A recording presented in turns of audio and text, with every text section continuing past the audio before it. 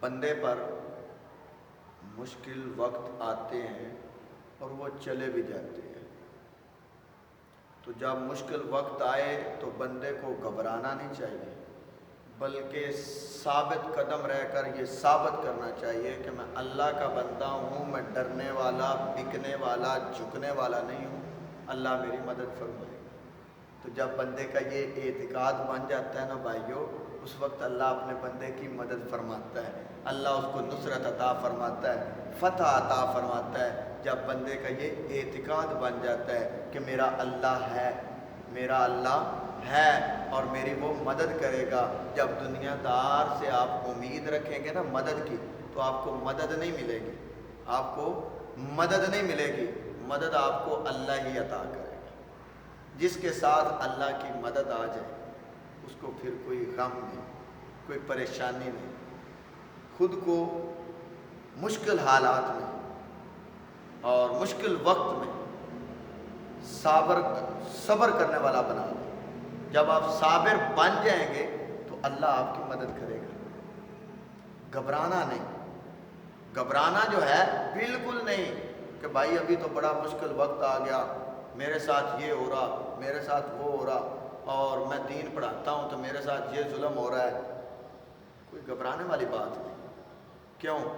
اس وجہ سے کہ جب دین کوئی بندہ پڑھاتا ہے تو اس پر مشکل وقت آتے ہیں، اللہ کی طرف سے آزمائشیں آتی ہیں، تو ان میں ثابت قدم رہے، ڈگمگائے نہ۔ تو جب ثابت قدم رہے گا اللہ اس کو بڑی عزت عطا فرمائے، کیونکہ عزتیں جو دینے والی ذات ہے وہ میرے اللہ کی ہے۔ اور جس کو بھی عزت ملی ہے در مصطفیٰ سے ملی ہے، جس نے سر اپنا در مصطفیٰ پہ جھکا لیا، ادب سے جھکا لیا، اللہ تعالیٰ کہتا ہے کہ محبوب اس نے تیرے در پر سر جھکا لیا، ادب سے جھکا لیا اور مجھے تلاش کر رہا ہے۔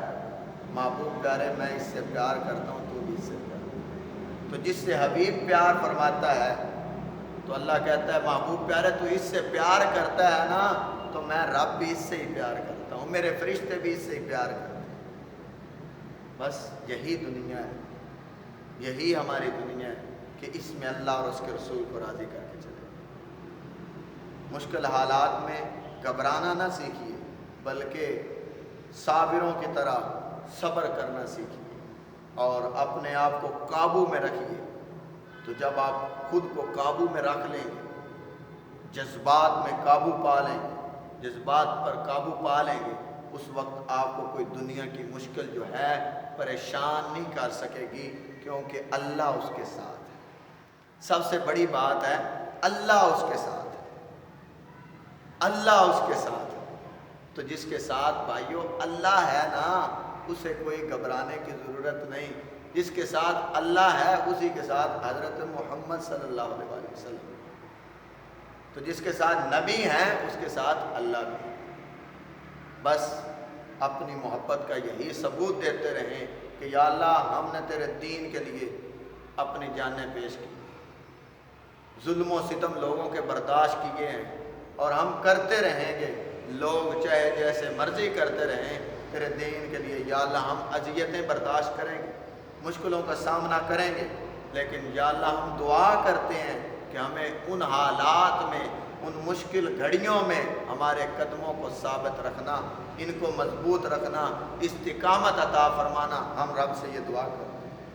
تو جس کے قدم ثابت رہ گئے، ایک جگہ پہ کھڑا رہا، ڈٹا رہا اور کفار کا مقابلہ ڈٹ کے کیا اور طنز کرنے والوں کا مقابلہ ڈٹ کے کیا، گلے شکوے کرنے والوں کا مقابلہ ڈٹ کے کیا اور صبر کے ساتھ کیا، اللہ تعالیٰ کہتا ہے اب میرے بندے تو پریشان نہ ہو، میں اللہ تیرے ساتھ ہوں۔ بس اللہ ہی ہمارے ساتھ۔ دنیا والے ہمیں کچھ نہیں دے سکتے، بالکل کچھ نہیں دے سکتے۔ کوئی کہے نا کہ مجھے فلاں مالدار دیتا ہے، فلاں چودھری دیتا ہے، فلاں دیتا ہے، فلاں دیتا ہے، کوئی بھی نہیں دیتا۔ دیتا میرا اللہ ہے اور اپنے حبیب کے وسیلے سے دیتا ہے اور اپنے حبیب کی محبت سے عطا کرتا ہے۔